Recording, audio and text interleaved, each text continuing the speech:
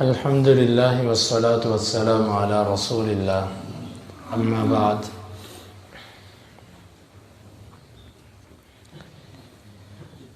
دین اسلام کے اندر شہادتین کے بعد لا الہ الا اللہ محمد الرسول اللہ، یہ گواہی دینے کے بعد سب سے اہم ترین اور بنیادی چیز وہ نماز ہے۔ نماز اللہ تعالیٰ کے قرب کا سب سے بڑا ذریعہ ہے۔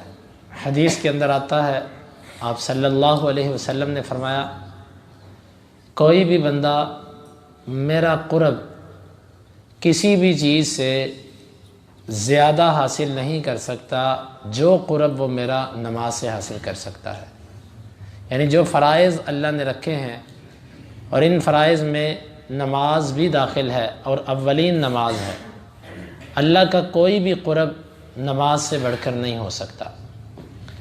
نبی کریم صلی اللہ علیہ وسلم کی بعثت کا مقصد لوگوں کو تعلیم دینا، لوگوں کو بتلانا کہ نماز کس طریقے سے پڑھی جائے گی۔ قرآن مجید کے اندر اللہ نے بہت ساری جگہوں پر نماز پڑھنے کا کہا، لیکن نماز کا طریقہ نبی کریم صلی اللہ علیہ وسلم نے بتلایا۔ آپ نے فرمایا، صلو کما رأیتمونی اصلی، نماز اس طرح پڑھو جس طرح مجھے نماز پڑھتے دیکھا۔ اور اسی طرح بعض ایسی احادیث ہیں بخاری کے اندر، صحابی نے ایک شخص کو نماز پڑھتے دیکھا، اس کی نماز ویسی نہیں تھی جیسی نبی صلی اللہ علیہ وسلم کی تھی، تو اس نے کہا کہ لو مت علی غیر الفطرۃ التی فطر اللہ علیہ محمد، اگر تو مرے گا تو اس طریقے پر مرے گا جس پر اللہ نے محمد صلی اللہ علیہ وسلم کو پیدا نہیں کیا تھا، آپ کی فطرت یہ نہیں تھی۔ آج مسئلہ یہ ہے کہ ہم لوگ مختلف طریقوں سے نماز پڑھتے ہیں، کوئی ہاتھ اوپر باندھتا ہے، کوئی ناف کے نیچے، کوئی بالکل چھوڑ دیتا ہے، کوئی رفع الیدین کرتا ہے، کوئی نہیں کرتا، اور کوئی اونچی آمین کہتا ہے، کوئی آہستہ، کوئی بالکل نہیں کہتا، اور اسی طرح صف بندی کا معاملہ ہے۔ اور لوگوں نے اپنا اپنا ایک ذہن بنا لیا ہے کہ یہ فرقہ واریت ہے، اور نہیں جن مسائل میں پڑھنا نہیں چاہیے، یہ باتیں چھوڑیں جی، سب کی ہو جاتی ہے، اللہ نے قبول کرنی ہے، کون سی کسی بندے نے قبول کرنی ہے۔ دیکھیں، حق کو تلاش کرنا میری اور آپ کی ذمہ داری ہے، یہ دیکھنا کہ نبی کریم صلی اللہ علیہ وسلم نے نماز کس طریقے سے پڑھی۔ اگر حدیث کے اندر 2 3 4 طریقے صحیح سند سے ثابت ہوں تو سارے جائز ہیں۔ مثلا ہاتھ اٹھانے کا طریقہ، آپ کندھوں کے برابر اٹھا لیں، حدیث کے اندر ذکر ہے۔ آپ تھوڑا سا اوپر کر کے کانوں کی لو کے برابر، ہاتھ نہیں لگانا، برابر، یہ بھی حدیث میں ذکر ہے۔ آپ تھوڑا سا اور اوپر کر کے کانوں کے بالائی حصہ، اوپر والا، اس کے برابر کرتے ہیں، یہ بھی حدیث میں آتا ہے۔ تینوں حدیثیں ہیں، صحیح سند سے ہیں، آپ ان میں سے کسی پر عمل کر لیں، کچھ تنگی نہیں۔ اصل تنگی وہاں پر آتی ہے کہ جہاں پر حدیث صحیح نہیں یا حدیث ثابت نہیں، یا ایک چیز کے اندر 2 طریقے ثابت ہیں، آپ اس میں تنگی کر کے ایک طریقہ بنا دیں۔ صحیح مسلم کی حدیث ہے، عبداللہ بن مسعود رضی اللہ عنہ کہتے ہیں کہ تم میں سے کوئی بندہ اپنی نماز میں شیطان کا حصہ نہ بنائے۔ پوچھا کہ شیطان کا حصہ بنانا کیا ہے؟ وہ کہنے لگے کہ اللہ کے نبی صلی اللہ علیہ وسلم نماز سے جب فارغ ہوتے تو دونوں جانبوں سے پھر کر منہ پیچھے کو کرتے تھے، دائیں جانب سے بھی پھرتے تھے اور بائیں سے بھی پھرتے تھے۔ جو بندہ صرف ایک جانب کو لازم کر لے، اس نے نماز میں شیطان کا حصہ بنا دیا۔ اب آپ اندازہ کریں کہ جس چیز میں اللہ کے نبی نے وسعت رکھی تھی، اس نے اس میں تنگی پیدا کر دی، اس نے کہا جی صرف یہ ہے، یہ شیطان کا حصہ بن گیا۔ اور جو چیز دین میں نہیں ہے اس کو کوئی بندہ داخل کر کے کہے کہ یہ بھی ہے، تو یہ بھی ایک شیطان کا حصہ ہے۔ یعنی کہ اپنی مرضی جہاں پر دین میں داخل ہو گئی، وہ اپنی مرضی نہیں، در حقیقت وہ شیطان کی مرضی ہے، کیونکہ ہم نے جو کیا وہ اس کے کہنے پر کیا۔ حدیث کے اندر آتا ہے، نبی صلی اللہ علیہ وسلم کے پاس ایک صحابی آئے، انہوں نے نماز پڑھی، آپ نے ان سے کہا کہ واپس چلے جاؤ، تم نے نماز نہیں پڑھی۔ یہ پھر نماز پڑھ کے آئے، پھر آپ نے یہی کہا، پھر نماز پڑھ کے آئے، پھر یہی کہا، پھر پڑھ کے آئے، پھر یہی کہا۔ جب 3 دفعہ ہو گیا تو اس نے کہا، والذی بعثک بالحق لا احسن غیر ھذا او کما قال، اس ذات کی قسم کہ جس نے آپ کو حق دے کر بھیجا، میں اس سے بہتر نماز نہیں پڑھ سکتا۔ آپ صلی اللہ علیہ وسلم نے پھر اس کا نماز بتلائی، کہ اس طریقے سے نماز پڑھو۔ اب آپ یہاں پر چند چیزوں پہ غور کریں۔ نماز پڑھنے والا صحابی رسول ہے جن کے بارے میں اللہ نے فرمایا کہ رضی اللہ عنہم ورضوا عنہ۔ دوسری بات، نماز مسجد نبوی کے اندر پڑھی گئی جس میں ایک نماز 1000 کے برابر۔ تیسری بات یہ کہ اس زمانے میں پڑھی گئی کہ جو زمانہ سب سے افضل ترین زمانہ ہے۔ اور چوتھی بات یہ ہے کہ اس نبی کے سامنے پڑھی گئی جو اللہ کی بنائی ہوئی مخلوقات میں سب سے افضل ہے۔ 4 خصوصیات اس صحابی کے پاس جمع ہیں۔ اس کے باوجود آپ اس کو یہ نہیں کہہ رہے کہ تیری نماز میں کوتاہی ہے، تیری نماز پوری نہیں ہوئی، تیری نماز کے اندر نقص ہے۔ آپ اس کو سیدھا کہہ رہے ہیں کہ تو نے نماز نہیں پڑھی، حالانکہ وہ نماز پڑھ کے آیا ہے۔ آپ اس کو یہی کہے جا رہے ہیں کہ تو نے نہیں پڑھی۔ جب صحابی اور اس کی نماز میں کیا تھا، ابو داود کی حدیث میں ہے کہ اس کی نماز کے رکوع کے اندر ٹھہراؤ نہیں تھا، بس اعتدال جسے کہتے ہیں، ٹھہراؤ یہ نہیں تھا۔ آپ نے 3 دفعہ اس سے کہا کہ تیری نماز نہیں ہوئی۔ جب نماز پڑھے صحابی اور خیر القرون میں بہترین زمانوں میں پڑھے، مسجد نبوی میں پڑھے، نبی کے سامنے پڑھے، اور نبی اس کو کہے کہ تو نے نماز نہیں پڑھی، تو جب نماز ہمارے جیسا بندہ پڑھے، گئے گزرے دور میں پڑھے، اور پھر ہماری جتنے کی خشوع و خضوع اور توجہ ہوتی ہے وہ ہمیں بھی پتہ ہے، پڑھے اور پھر بندہ کہے کہ جی ہو جاتی ہے، جی سارے طریقے ٹھیک ہیں، یہ ساری میرے نبی کی سنتیں ہیں، اللہ نے کسی سے کوئی زندہ کروا دی، کسی سے کوئی زندہ کروا دی، کسی سے کوئی زندہ کروا دی، یہ ساری کی ساری سجا کلامیاں ہیں۔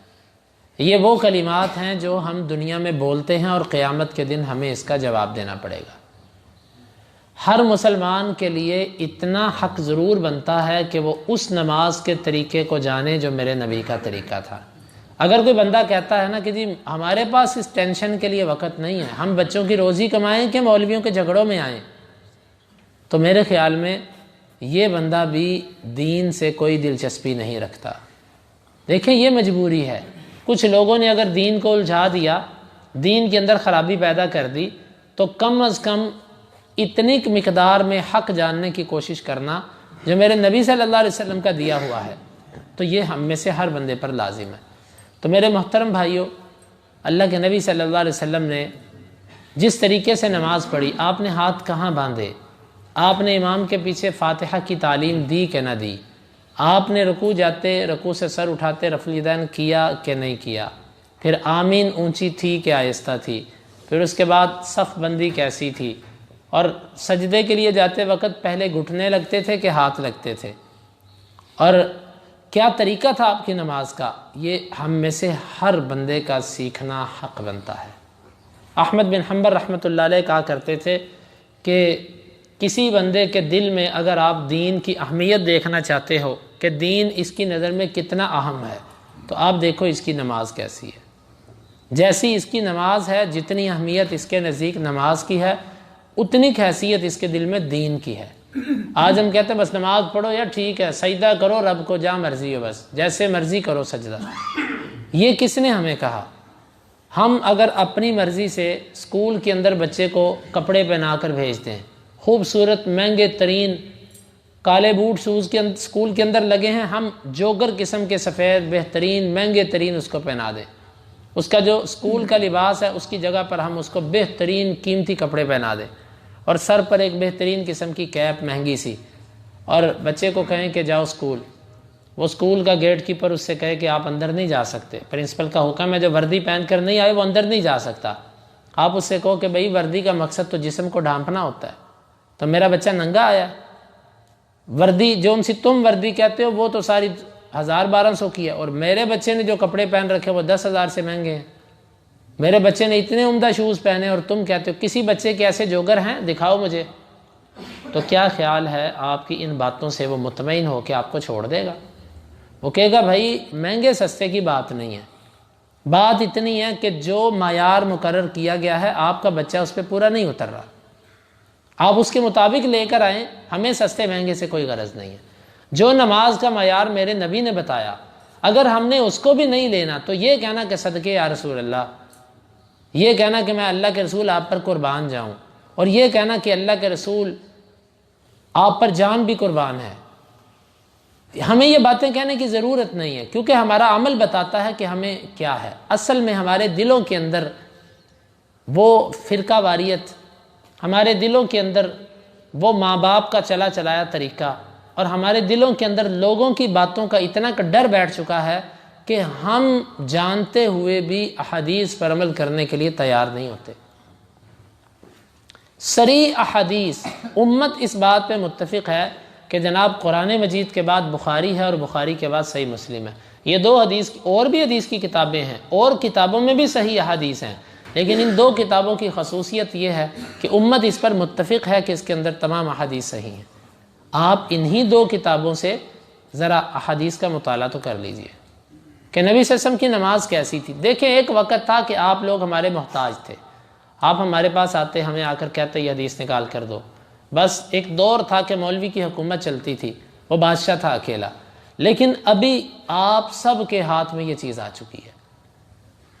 آپ کوئی کسی ذریعے سے اردو کتاب ڈاؤن لوڈ کریں، بلکہ ایسی ایپس بن چکی ہیں السنہ.com، اسی طرح المکتبہ شاملہ اردو کے اندر، اور اسی طرح اسلام 360، یہ کچھ ایپس ہیں جو بن چکی ہیں۔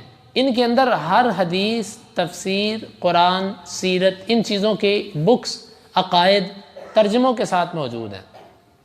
آپ یہ جاننا چاہتے ہیں بخاری سے نماز کا طریقہ، اس کا بیان، آپ کے سامنے وہ حدیث بخاری سے نکال دے گا، مسلم سے نکال دے گا۔ آپ مطالعہ تو کیجئے، آپ دیکھیے تو صحیح۔ جب آپ کے کانوں میں آواز پڑ گئی، دیکھیں میں کسی ایک مسئلے کے دلائل پر نہیں جاؤں گا، آپ میں سے ابھی درس کے بعد جو سوال کرنا چاہے میں حاضر ہوں۔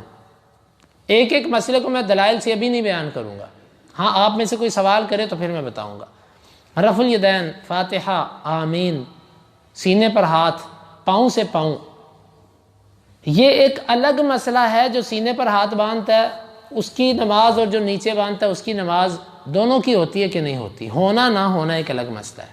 ہم اپنی مرضی سے کسی کی نماز پر یہ فتوے نہیں لگاتے کہ اس کی نماز نہیں ہوئی، لیکن ہم اتنا ضرور کہتے ہیں کہ یہ نماز وہ نہیں ہے جو میرے نبی نے کہی تھی۔ جو نماز پڑھنے، ایک بندہ کہتا ہے جی رفع الیدین کے بغیر نماز ہوتی ہے کہ نہیں ہوتی، ہم کہتے ہیں بھائی یہ تمہارا ہمارا جھگڑا ہی نہیں ہے، ہم نے تمہیں کب کہا ہے کہ رفع الیدین کے بغیر نماز نہیں ہوتی؟ ہم تو یہ کہتے ہیں کہ میرے نبی نے رفع الیدین کر کے نماز پڑھی ہے۔ اگر وہ کہ جی اگر ہو جاتی ہے تو پھر آپ اتنا زور کیوں دیتے ہیں؟ بھئی ہو تو پہلے کے بغیر بھی جاتی ہے، یہ فقہ حنفی کی کتابوں میں لکھا ہوا ہے کہ پہلے رفع الیدین کے بغیر بھی نماز ہو جاتی ہے۔ تو آپ نے وہ کبھی چھوڑا؟ وہ کبھی چھوڑا نہیں، اور یہ کبھی کیا نہیں۔ کیوں؟ اس لیے کہ وہ اپنے مذہب سے اس طریقے سے چلا آ رہا ہے۔ تو آپ میں سے ہر ساتھی کا یہ حق بنتا ہے کہ وہ ہم سے پوچھے کہ جی آپ یہ نماز پڑھتے ہیں، ہمیں اس کے دلائل دیں، ہمیں حدیث سے سکھائیے، کیونکہ آپ کی بات تو دین نہیں ہو سکتی، نہ میری بات دین، نہ کسی اور کی بات دین۔ دین اللہ اور اس کے رسول کی باتوں کا نام۔ تو میرے محترم بھائیو، ہم نے آپ تک آواز پہنچائی ہے، اب ان میں سے ایک ایک مسئلے پر آپ کے ذہن میں اگر کوئی سوال ہے آپ اس کو پوچھئے، 1 دفعہ، 2 دفعہ، 4 دفعہ، حتیٰ کہ آپ کی شرح صدر ہو جائے، تاکہ ہماری نمازیں وہ بن سکیں جو نبی کریم صلی اللہ علیہ وسلم کی نمازیں ہیں۔ اللہ تعالی ہمیں سمجھنے کی توفیق عطا فرمائے۔